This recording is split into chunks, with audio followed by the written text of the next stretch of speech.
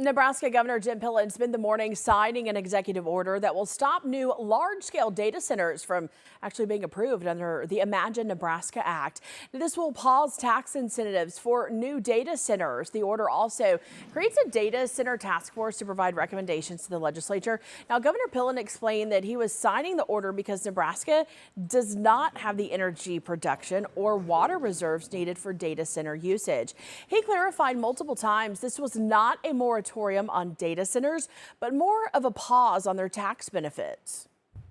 Critical that we protect our consumers. It's critical that we protect our water and don't have excessive consumption of our water when we're talking about these.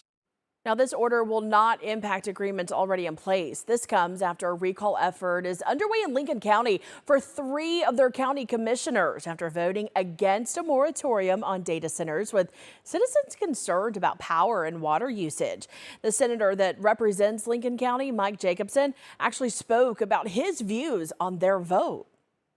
I do want to applaud the Lincoln County commissioners and the Lincoln County Planning Commission for the work that they've done to thoughtfully put together what I think are good standards that they're looking at for data centers. Let's ensure now that we keep the tax piece in place, because property taxes are clearly an important issue in Nebraska.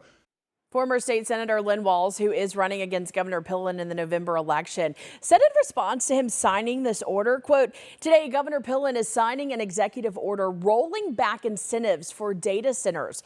Nebraskans deserve to know the truth," said Walls. Less than 4 months ago, he was lobbying senators to pass these same incentives. "We are tired of politicians saying one thing and doing another."